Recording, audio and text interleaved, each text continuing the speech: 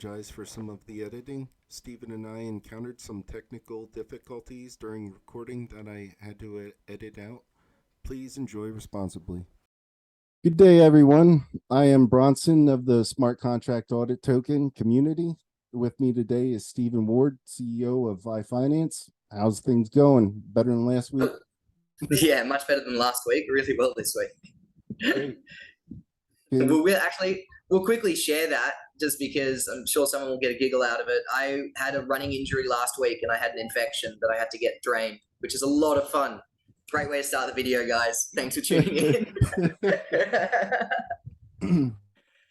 So we're here to talk about VyFinance. Can you just give us an overview for the Smart Contract Audit Token community? Yeah, absolutely. I'd like to start by saying you had a look at us on one of your previous videos, so people should definitely check that out. And I wanted to just follow up on some of the stuff you were talking about. So overall, we are a DEX that's coming out on Cardano that's going to be incorporating what's called a bar. Now, a bar is essentially a distributive contract. So that means that it allows people who hold our token to earn income from different aspects of our ecosystem. And the way that they do that is by depositing our token VyFi into the bar.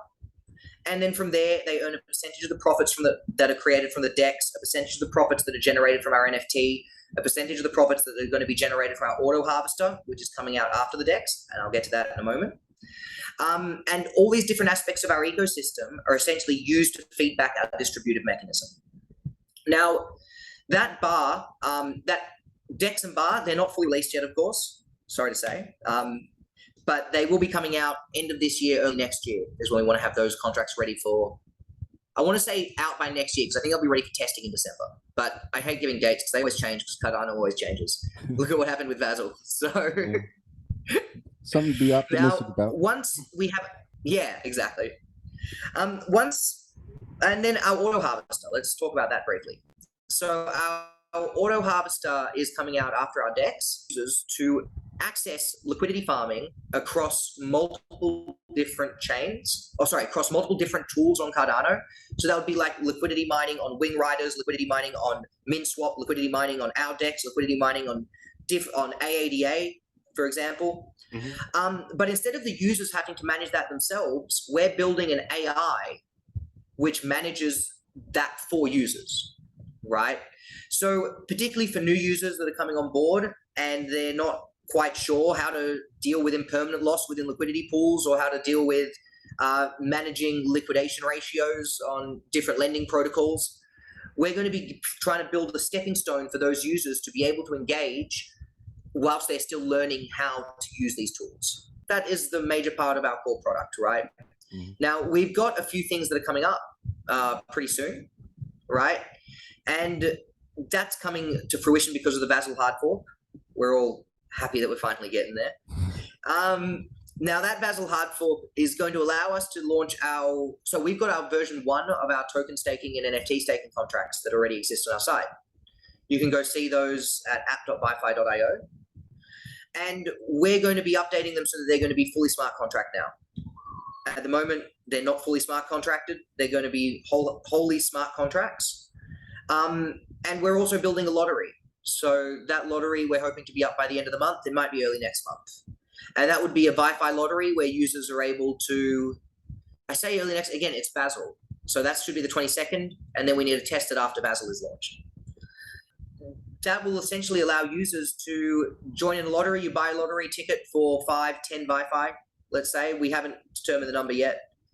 And then that goes into a pool. We draw the numbers. A winner receives the chunk of the lottery winnings, right? Mm-hmm. What makes this one a bit of fun is that we can get rolling jackpots. You might not necessarily get a winner. So when there isn't a winner, the jackpot rolls. So that could make it a bit exciting.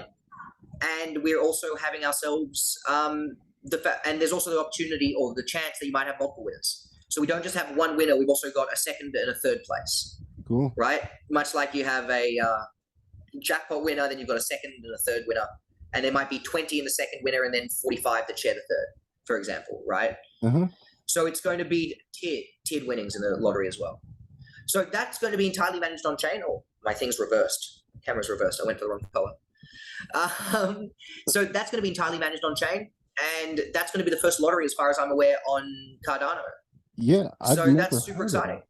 Yeah, that's No. great. So that is a first for the chain, and the reason being, I mean, there's a few difficulties on Cardano that exist because of the technical stage that we're at, right? But one thing that we lack on Cardano, as I'm sure people are well aware, is oracles.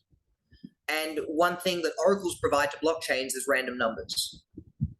The Cardano blockchain doesn't have a random number generator, right? So we've essentially needed to design a method to produce a random number generator on the blockchain to be able to do this. So it's been a bit of I had a bit of a creative inspiration and came up with a design a few months ago, and we've been putting it together, and it appears like it'll be working. So we're really excited about it. It's been quite a bit of work. We thought it would be something that's a bit of fun for the community and everyone to sort of play, and something that just isn't on the blockchain yet. And just something to get everybody together doing something. That's pretty cool exactly. too. Yeah, exactly. It should be a bit of fun. You had mentioned earlier about the version ones. They're not on smart contracts yet. Can you tell me what that means? I don't really understand. Yeah, absolutely. So essentially, the way that we're managing those at the moment, it's still entirely on chain. It's essentially a centralized function. We have the keys to the vaults that are being held. Okay. Right. So there's two layers to that, right? One, that means you have to trust us to hold it. That's what a business does. That's what businesses have done time immemorial. But that's why we really want to upgrade it to these layer 2 contracts, so that we can make it entirely decentralized, because the aim for blockchain is to be entirely decentralized. It's not to be centralized, right? Mm-hmm. So that's why we're so excited about getting these out. And this, by the way, I should add, in case this is new information for anyone, it shouldn't be. This has been known. We were talking about this 6 months ago when we launched, 8 months ago when we launched these. So it's just something I hadn't thought about for a while. No, that's fine. No, because that's just how they're designed, right? And we were the first people on Cardano to work out how to design it as well. So we did that back in October last year. That was, again, it's hard work to design these things. You need to come up with creative design solutions, right? Because essentially you have to work with the tools that you've been given. Same reason why Sunday uses a scooper model, right? You work with the tools that you've been given to be able to create what you can at the time. That's very well put. Thank you. Pleasure. The way we came in contact with each other was through the Do Your Own Research report. Did you have a chance to read it? And if so, what would you think about it? Yeah, I certainly did. Look, first, I would like to say thank you for doing that. Thank you for putting it on video for us. That's very kind of you. And I also follow ScatDAO myself. Great. So I just want to say thanks to the ScatDAO community, because as to what you said, I'm really happy with the score that you gave us, right? So I've seen scores of the other projects, right? And just in comparison, it's a really good score, and I really like that. I really appreciate that level of trust, I guess, that we've earned with the community. It's taken a lot of work. We've been in Cardano now for almost 2 years. A long time. Yeah, we're one of the baby projects. In fact, if you look at the original pictures of the Cardano ecosystem under DeFi, there's us and like 4 other projects, and you can see that just in Google. So we were one of the first here, and it's been a lot of work to get here. And to see the ScatDAO community give us such a vote of approval means a lot. Great. Do forgive me, I am a little bit red and sweaty. It is just rather warm here, so that's and I don't have aircon. It's just okay. In case anyone thought it. Just in case anyone thinks you're living a fancy life when you run a cryptocurrency, I'm currently in a 2-bedroom apartment without aircon in 92-degree heat. And haven't been home for a long time. Haven't been home for a year. So how well do you think the report represents VyFi at its point in time? Look, I think it's fairly representative. The one, as the person who owns the project, I want to give myself more points in places, right? Particularly around community, for example. Like we didn't score very well in the community area. And I actually want to know, what kind of things would your community see as being improvements in that area, right? Like what can we do there? And if anyone can comment that below to what you guys think, or even give me your thoughts, Jet. What do you reckon? How can we improve ourselves there? I'm glad we're talking about it because this was a talking point around the report, the community section. Yes, brought up really good discussion. We don't know, or we didn't know, that there was a very big Cardano presence on Facebook. Mm-hmm. And we totally overlooked that section for you guys. Well, I did. By we, I meant I. Ah. Yeah. So there, what is the Cardano presence on Facebook like? Has that been? Is it worth it for other projects to reach out on Look, I would Facebook? say here is I think would be the best way to rate that, right? Is through the amount of support or the way in which people approach us for support, right? I would say about 1 in 10 approach us through Facebook Messenger. Now, if that means that 10% of our community engages with us through Facebook, then I would say that that's a fairly decent proportion. That's something that's definitely worthwhile exploring, right? Absolutely. Now, it does add more workload because you have to manage a whole new social account. You're going to have a whole new stream of people chatting to you on a whole new, through Facebook Messenger asking you for stuff. But, that's part of welcome to the job. One thing that brings the scores down for community is the presence of what we determine are bots, as far as the number of followers compared to interaction. But I was thinking about this, and are bots necessary starting out to get the word out, or is that something that just other people do to you? This is honestly one of the biggest discussions we've had at VyFi, like one of the biggest recurring discussions we've ever had. Bots are a crazy game, right? Because you can buy them and then Twitter might decide to pull down a ban hammer on you. Generally, if you're an organization, they don't. But it can bring, and then the community can find out and you might get some people really upset with you. We had one bot attack where we gained 20,000 followers overnight suddenly. And then we corresponded with Twitter and we got those followers removed, right? We've personally never bought followers. But that said, you do get a lot of bot accounts that follow decent sized accounts because then they can start doing retweets using those tags. There's a whole bunch of stuff that bots can do just by following that account in the first place. So you still get bots that follow you.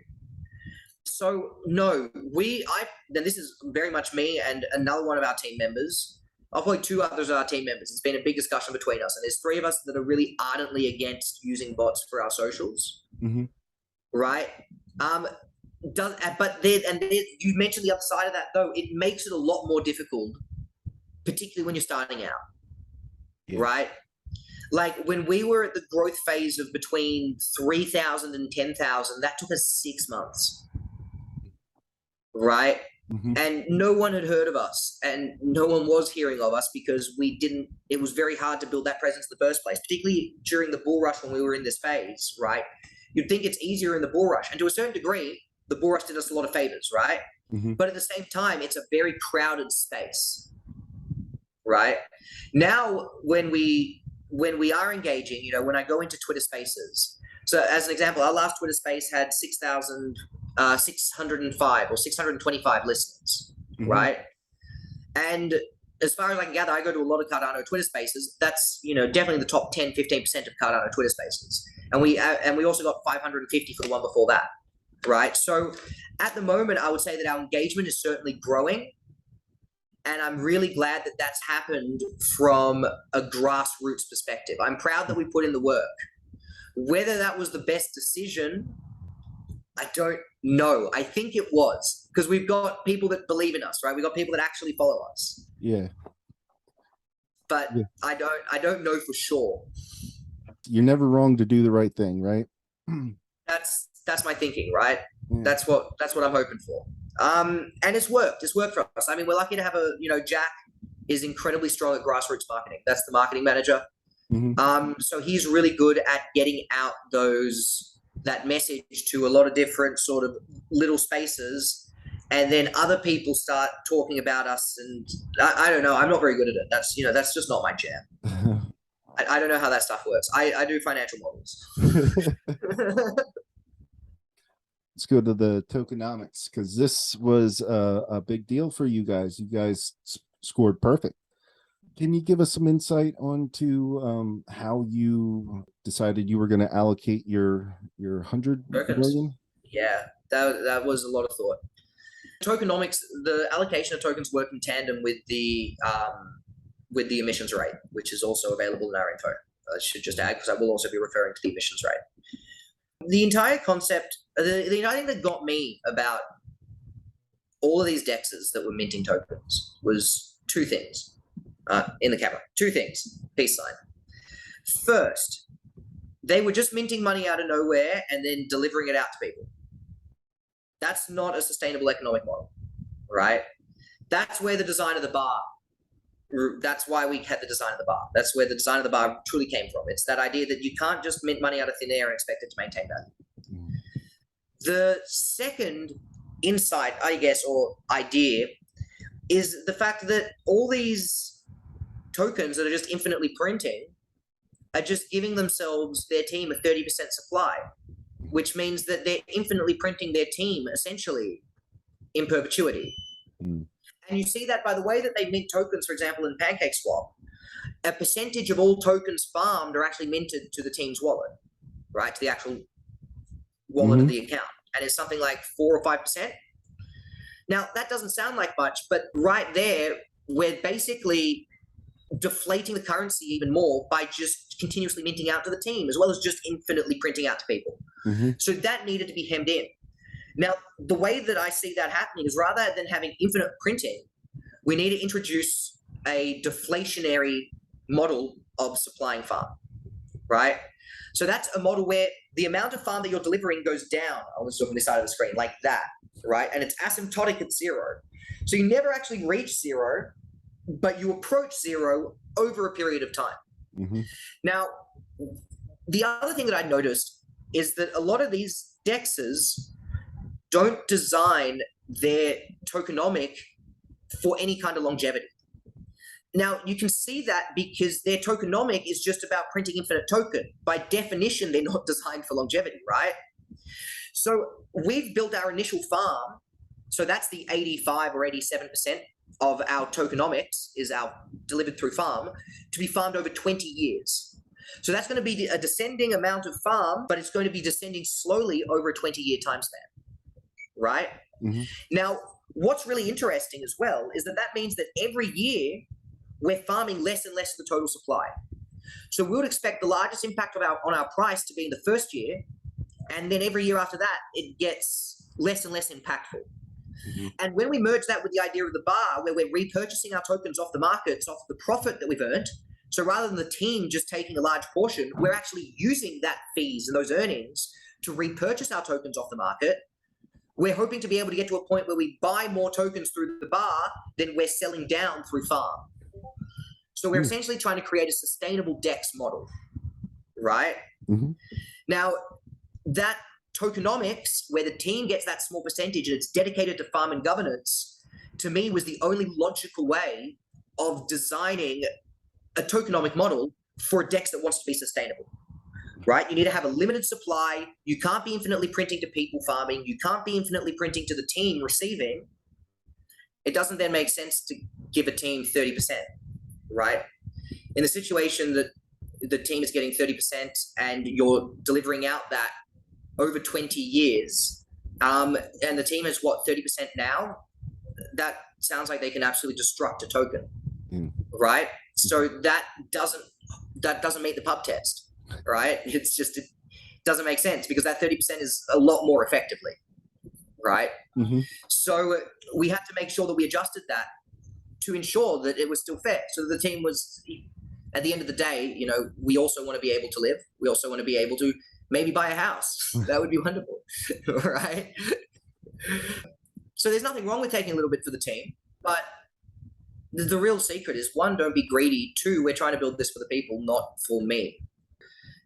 That's the other flip side to the philosophy, right? Outside of making the mathematics work, and making sure that we're trying to get as close to our model of a sustainable DEX as possible. There's also the other side of it, which is what are your goals as a project, right? And as a project, we want to make this so that the people are able to, as many people as possible are able to bring themselves into the world of DeFi and begin engaging with these systems. And that's very admirable. Speaking of admirable, that I'd like to talk about is the audit banner that's on your app. VyFi is the first application I saw that calls out the risk for using it. And I thought it was awesome show of transparency, and it really sets the bar for other projects to follow suit. What factors came in when you were deciding on whether you're going to do that or not? Yeah. To me, it wasn't really any factors that I was deciding to do. It was just we have to do it. I don't know why other projects don't do it.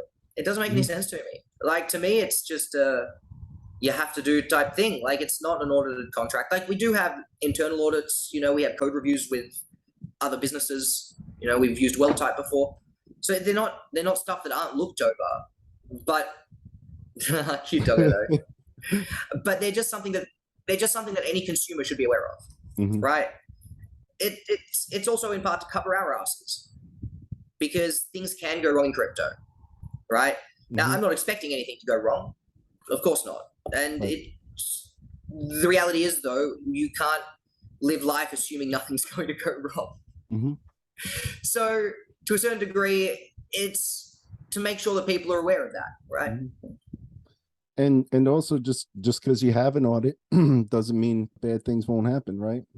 Exactly. And we've seen that. Yeah.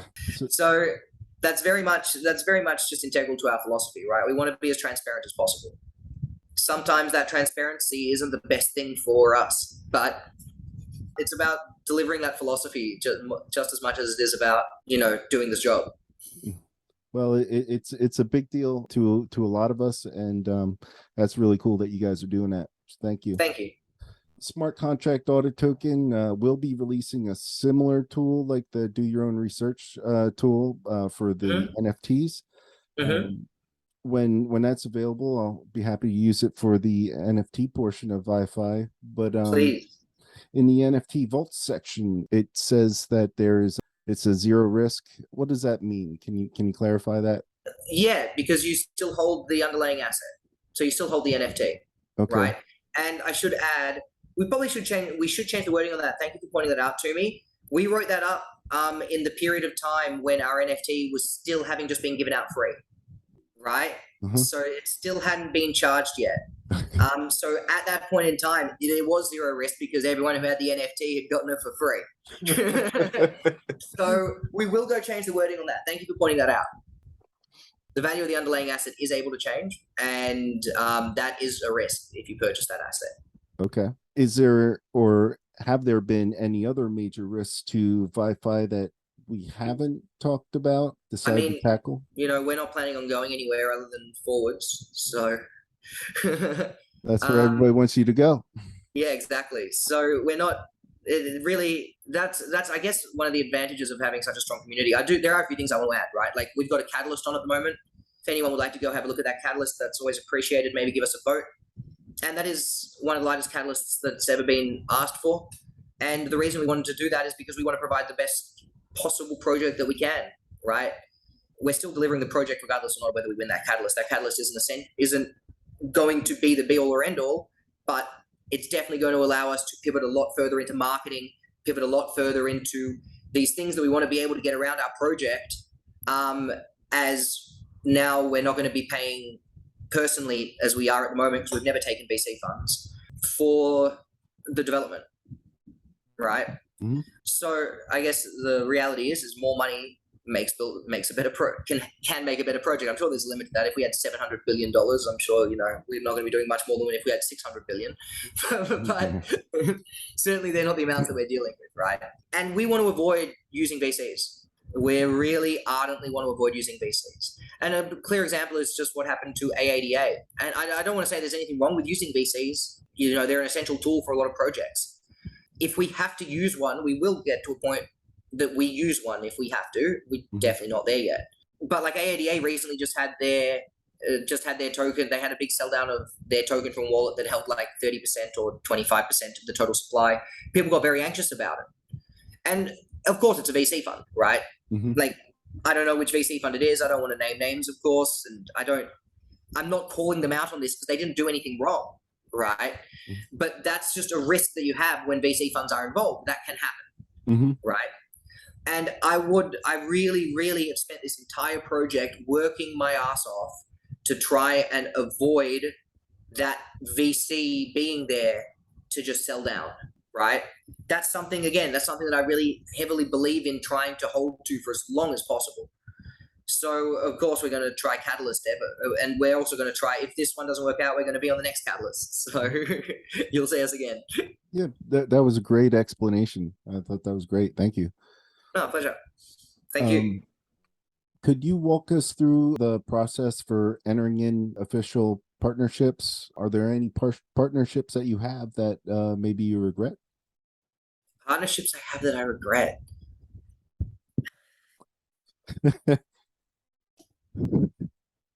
Oh, I still talk to them. I can't say it. Look, they start with A. Yep. That's. I have an idea. There's another one, Cardax.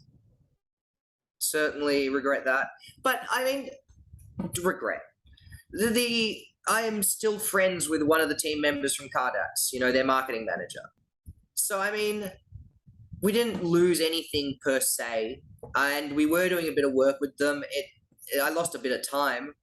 The one thing that really gets me with Cardax in particular, and this is certainly, I cannot say this about the other team, right? So the other team's totally different reasons. This one is purely, that the guy that ran it looks like he walked away with a lot of the Cardano and didn't put it towards development. Right. And when I see that, it really upsets me because I've gone the opposite direction and put all my money down to get this done. So,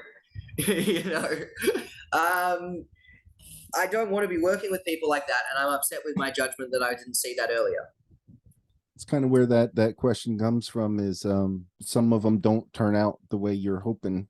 And then you're almost like they can use your name because you're established, pretty established and everybody knows you. And I don't know if they could. The one that we've really noticed that occurring on is our NFT and token vaults. And I can understand why a small project that we've launched a token vault for wants to call us their partner, right? And we don't really call them out when they put out a Twitter post saying that they've partnered with us. But whenever we do a Twitter post ourselves, we always call it a collaboration. And that's very purposeful wording, right?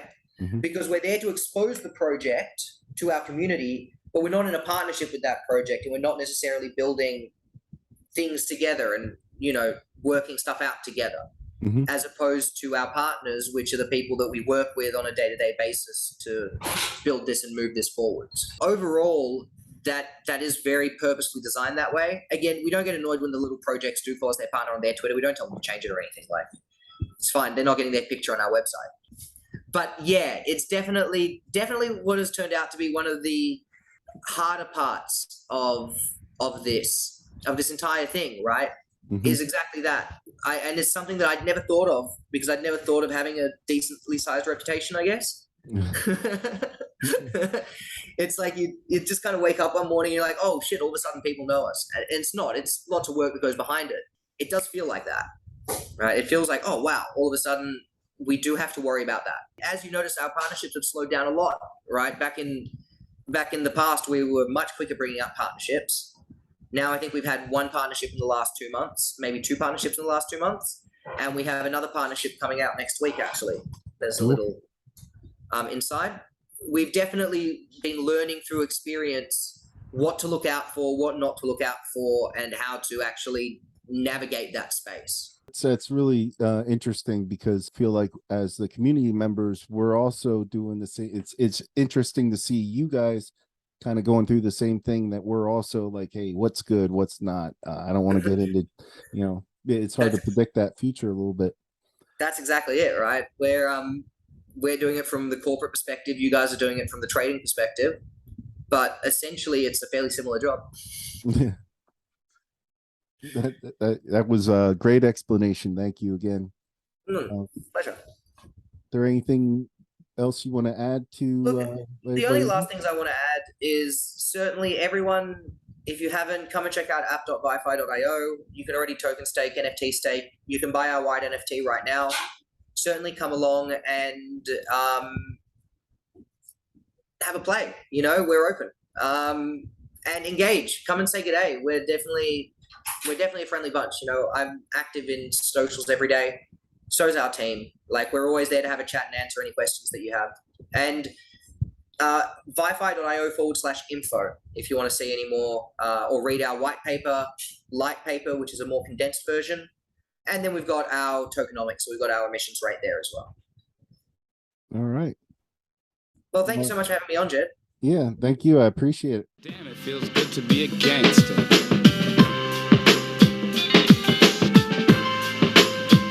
I'm not a professional.